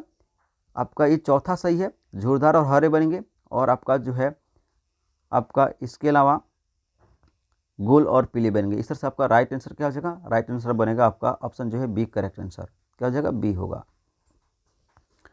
नेक्स्ट क्वेश्चन देखते हैं हम लोग 12 नंबर और क्वेश्चन दिया है 12 नंबर में सब्जी की एक टोकरी में गाजर, आलू, मूली और टमाटर रखे गए हैं। बताइए कि निम्न में से कौन सी सब्जियां सही समजात संरचनाओं का प्रतिनिधित्व करती है? तो कौन सी समजात सब्जियों का प्रतिनिधित्व करेगी? तो ये आपका प्रतिनिधित्व करेगी मूली और गाजर। राइट आंसर सी हो जाएगा। नेक्स्ट क्वेश्चन है सही कथन चुनिए। पहला दिया है आपका 13 नंबर का पहला ऑप्शन है मटर के पौधे का प्रतान और नागफनी का प्रणलाभ वृंत समजात अंग है। बिल्कुल सही बात है। बी मटर के पौधे का प्रतान और नागफनी का प्रणलाभ होगा ही नहीं। ऑप्शन बी गलत है। थर्ड है पक्षियों के पंख और छिपकलियों के पाद संवृत अंग है। नहीं, ऐसा भी नहीं है। और आपका डी दिया है कि जो है पक्षियों के पंख और चमगादड़ के पंख समजात अंग है। ये भी नहीं होगा। तो राइट आंसर आपका ए बन जाएगा 13 का। 14 नंबर क्वेश्चन देखते हैं। 14 नंबर क्वेश्चन है कि यदि किसी जीव का जीवाश्म पृथ्वी की अपेक्षाकृत गहरी परतों से प्राप्त हुआ है तब हम भविष्यवाणी कर सकते हैं। क्या भविष्यवाणी करेंगे? तो हम भविष्यवाणी कर सकते हैं कि जीव का विलोप हजारों वर्ष पूर्व हुआ है, तब जाके वो क्या हुए हैं? वे जो है जीवाश्म बने हैं। ऑप्शन हो जाएगा बी करेक्ट आंसर। चलिए अब हम लोग 15 नंबर क्वेश्चन देखते हैं। 15 नंबर क्वेश्चन है विविधता के संदर्भ में निम्नलिखित में से कौन सा कथन सही नहीं है? कथन सही नहीं है तो पहला ऑप्शन देखिए कह रहा कि किसी स्पीशीज की सभी विविधताओं के बने रहने की संभावना समान होती है। नहीं, ये आपका गलत कथन है। बाकी आनुवांशिक संगठन में परिवर्तन के कारण विविधता आ जाती है। बिल्कुल सही है। पर्यावरण परक कारकों द्वारा परिवर्तन का वर्ण विकास की प्रक्रियाओं का आधार बनता है। ये भी सही है। और अलैंगिक जनन से विविधता की संभावना सबसे कम होती है। ये भी सही है आपका। यानी ऑप्शन ए जो है गलत है। राइट आंसर आपका ए हो जाएगा। चलिए 16 नंबर क्वेश्चन है किसी जीव के विशेषक पर किसका प्रभाव पड़ता है? तो किसी जीव के जो विशेषक हैं उस पर प्रभाव पड़ेगा किसका, तो आपका प्रभाव पड़ता है मातृ और पितृ दोनों के डीएनए का, यानी माता पिता के दोनों डीएनए का प्रभाव पड़ता है। अगला क्वेश्चन देखते हैं 17 नंबर, वह चुनिए जिनमें साझे लक्षण सबसे अधिक संख्या में पाए जाते हैं।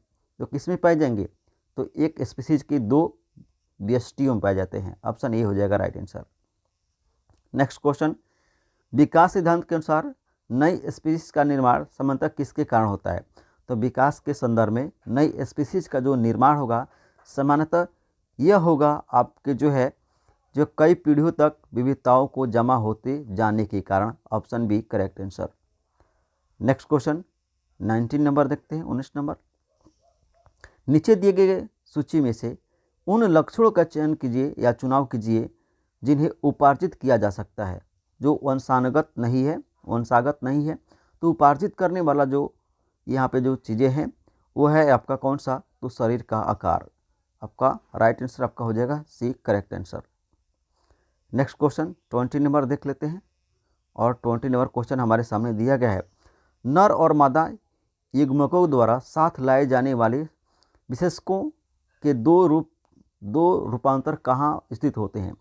तो 2 रूपांतर जो आपको देखने को मिलेंगे एक ही गुणसूत्र की प्रकृतियों पर दिखाई पड़ते हैं।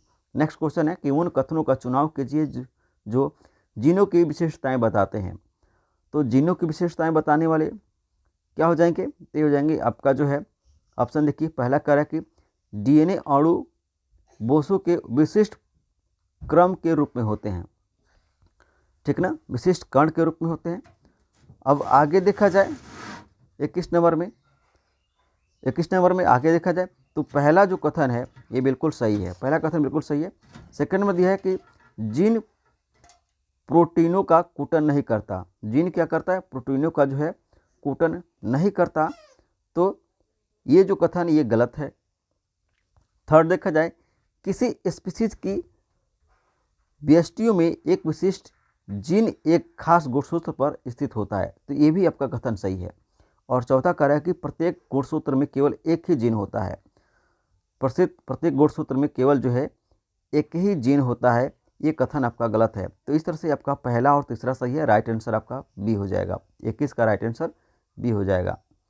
चलिए 22 नंबर क्वेश्चन की बात करते हैं। 22 नंबर क्वेश्चन है कि मटर के एक शुद्ध लंबे पौधे टीटी और एक शुद्ध बौने पौधे जो टीटी में संकरण कराया जाए, F2 पौधे में शुद्ध लंबे पौधे और बौने पौधे का अनुपात कितना होगा।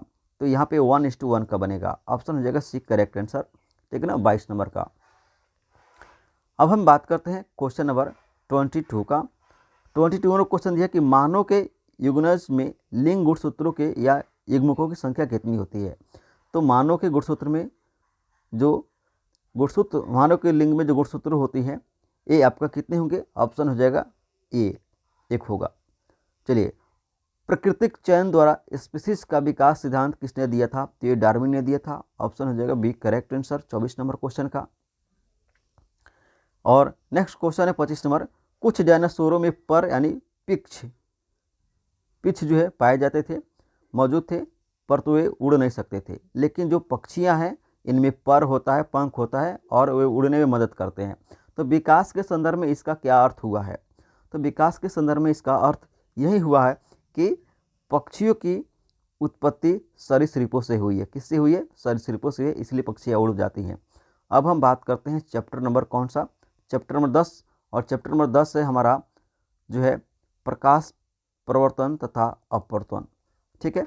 चलिए पहला क्वेश्चन यहाँ से देखते हैं। पहला क्वेश्चन हमारे सामने है, निम्नलिखित में से कौन किसी स्रोत से उस पर आपतित प्रकाश का समांतर प्रकाश का पुंज बना सकता है। तो ये जो है किस किस में बनेगा, तो अवतल दर्पण और उत्तल लेंस दोनों की स्थिति में, क्योंकि दोनों का जो फीचर होता है समान होता है। राइट आंसर आपका ये हो जाएगा। नेक्स्ट क्वेश्चन, 10 मिलीमीटर लंबी कोई सुई किसी अवतल दर्पण के सामने ऊर्ध्वाधर रखी गई है। इस सुई का 5 मिलीमीटर लंबा जो है प्रतिबिंब दर्पण के सामने 30 सेंटीमीटर दूरी पर बनता है। दर्पण की फोकस दूरी कितनी है, तो दर्पण की जो फोकस दूरी बनेगी ये बनेगी -20 डिग्री सेंटीमीटर, ठीक ना। ऑप्शन हो जाएगा बी करेक्ट आंसर। चलिए नेक्स्ट बात करते हैं हम थर्ड नंबर क्वेश्चन। और थर्ड नंबर क्वेश्चन दिया गया कि निम्नलिखित में से किस स्थिति में कोई अवतल दर्पण बिंब से बड़ा वास्तविक प्रतिबिंब बना सकता है। तो ये जो केस है ये है आपका जब बिंब दर्पण के फोकस और वक्रता केंद्र के बीच में होगा तभी जाके जो है बड़ा बनेगा और वास्तविक बनेगा। नेक्स्ट क्वेश्चन दिया है कि चित्र जो दिया गया है यहाँ पे, इसको मैं थोड़ा सा जूम इन कर लेता हूँ, जूम आउट कर लेता हूँ।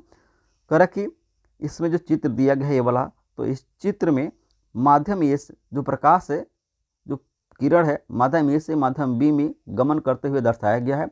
माध्यम ए के सापेक्ष माध्यम बी का अपवर्तनांक क्या होगा। तो इसका जो अपवर्तनांक होगा ये होगा आपका जो है √3/√2। ऑप्शन ए हो जाएगा करेक्ट आंसर। चलिए यहाँ पे 5 नंबर क्वेश्चन देखते हैं। कहा गया कि चित्र यहाँ पे जो दिखाया गया इस चित्र में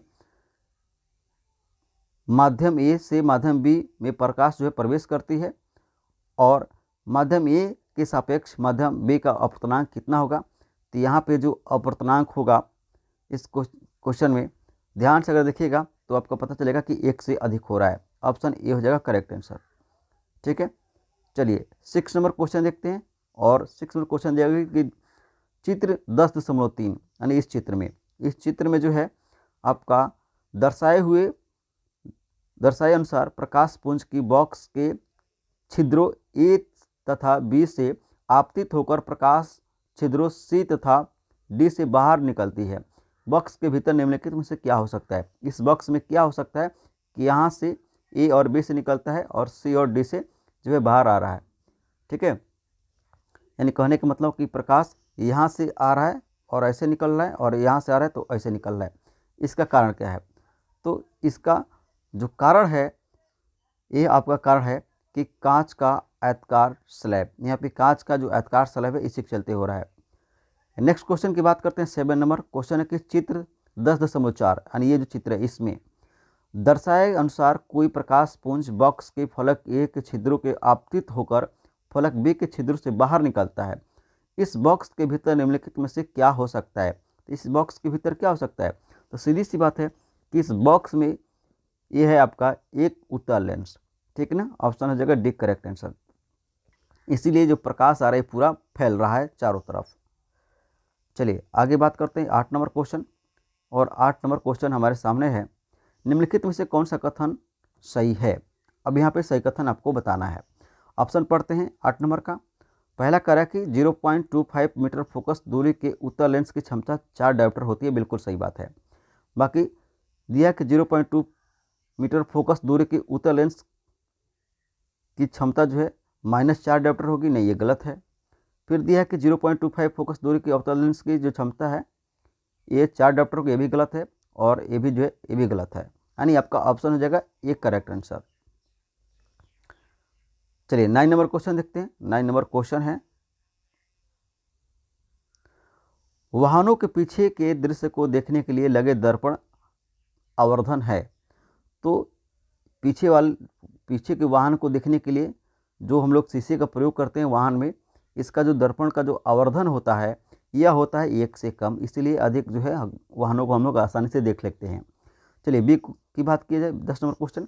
10 नंबर क्वेश्चन है कि किसी अवतल दर्पण पर आपतित सूर्य की किरणें दर्पण के सामने 15 सेंटीमीटर दूर पर अभिसारित होती है। इस दर्पण के सामने किसी बिंब को कहाँ रखे कि इसका समान साइज प्रतिबिंब बने। तो कहाँ रखना होगा, ये रखना होगा आपका जो है दर्पण से 30 सेंटीमीटर दूर पर। ठीक है, ऑप्शन हो जाएगा बी करेक्ट आंसर। चलिए अगला क्वेश्चन देखते हैं 11 नंबर। और क्वेश्चन है, निम्नलिखित में से किसके द्वारा निश्चित रूप से किसी दूरस्थ ऊंचे भवन का पूरी लंबाई का प्रतिबिंब देखा जा सकता है। तो देखिए कोई दूर का भवन है उसकी पूरी लंबाई देखना है तो आप समतल दर्पण से भी देख सकते हैं, उत्तल दर्पण यानी सब और अवतल दर्पण किसी से भी देख सकते हैं। आपका ऑप्शन हो जाएगा ए बी सी तीनों, यानी ऑप्शन डी हो जाएगा डी उपरोक्त में से सभी। चलिए 12 नंबर क्वेश्चन देखिए, टार्चों सर्च लाइटों तथा वाहनों की हेडलाइटों में बल्ब कहाँ लगा होता है। तो यहाँ पे जो बल्ब लगे हैं ये होते हैं बिल्कुल प्रवर्तक के फोकस के अत्यधिक निकट होते हैं। नेक्स्ट बात करते हैं 13 नंबर क्वेश्चन, और 13 नंबर क्वेश्चन दिया गया है कि अपवर्तनांक के नियम होते हैं। अब देखिए अपवर्तनांक का नियम क्या होते हैं, तो अपवर्तनांक के जो नियम है ये सभी दर्पण पर चाहे उनकी प्रकृति कैसी क्यों न हो सभी पर जो है लागू होते हैं, ठीक ना। अब दिया कि 14 नंबर क्वेश्चन कि वायु से प्रकाश के आयताकार स्लैब का आपतित की प्रकाश विकिरण का गमन पथ से 4 विद्यार्थियों एबीसीडी ने चित्र बनाए, ये चित्र बनाए हैं इन्होंने, और कह रहा है कि दर्शाए अनुसार आरेखित किया गया है, इनमें से कौन सा सही है।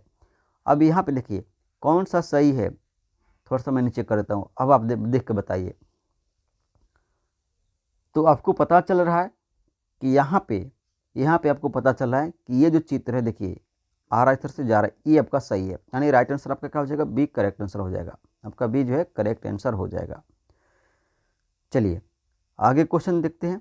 अगला क्वेश्चन है हमारा 15 नंबर, और क्वेश्चन है कि आपको जल, तारपीन का तेल, बेंजीन तथा केरोसिन दिया गया है, इनमें से किस माध्यम के समान कोण पर तिरछी आपतित कोई प्रकाश किरण सबसे अधिक मुड़ेगी। तो सीधी सी बात है ये तारपीन का तेल होगा, किसका होगा 15 नंबर क्वेश्चन का, नहीं तारपीन का नहीं, बेंजीन का होना चाहिए, किसका होगा, बेंजीन का होगा, बिल्कुल सही ऑप्शन होगा डी करेक्ट आंसर, बेंजीन का होगा। यहाँ पे 16 नंबर क्वेश्चन देखिए, 16 नंबर क्वेश्चन दिया गया है कि किसी अवतल दर्पण पर चित्र 10.6 में दर्शाए अनुसार आपतित प्रकाश किरण के लिए निम्न आरेखों में से कौन सा सही है। तो कौन सा सही है 16 नंबर का, पूरा चित्र देखकर आप सही से बताइए, ठीक है। एक बात को ध्यान रखिएगा, ध्यान यह रखना है कि कोई भी प्रकाश अगर आती है, कोई भी किरण अगर आती है, तो वह जो किरण है कहाँ से गुजरेगी, तो सीधी सी बात है वो फोकस से आकर गुजरेगी। तो आपका राइट आंसर डी हो जाएगा, ठीक ना, राइट आंसर क्या हो जाएगा, ऑप्शन डी करेक्ट आंसर, ये वाला जो है चित्र सही है बिल्कुल।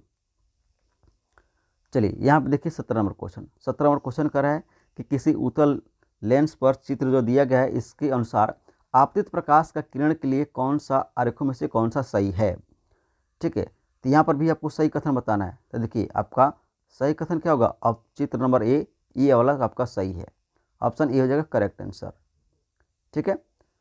चलिए नेक्स्ट क्वेश्चन की बात करते हैं। नेक्स्ट क्वेश्चन है 18 नंबर, कोई बच्चा किसी जादुई दर्पण के सामने खड़ा है, वह यह देखता है कि उसके प्रतिबिंब में उसका सिर बड़ा, शरीर का मध्य भाग साइज के समान तथा छोटे, उसके जो पैर छोटे दिखाई पड़ रहे हैं। मैजिक दर्पण में शीर्ष के दर्पण के संयोजन का क्रम क्या है, यानी शीर्ष से जो नीचे तक का जो उसका शरीर का आकार दिख रहा है उसका रीजन क्या है, रीजन है यह है कि वह जो दर्पण है उसमें सबसे ऊपर अवतल है, फिर समतल है, फिर आपका उत्तल दर्पण, ठीक है, राइट आंसर सी बन जाएगा। बात करते हैं 19 नंबर क्वेश्चन का। तो क्वेश्चन करें कि निम्नलिखित में से किसके द्वारा अनंत पर स्थित किसी बिंब का प्रतिबिंब अत्यधिक छोटा बनेगा, कब अत्यधिक छोटा बनेगा, तो अवतल दर्पण, उत्तल दर्पण, अवतल लेंस तथा उत्तल लेंस सभी केसों में, ऑप्शन हो जाएगा डी करेक्ट आंसर।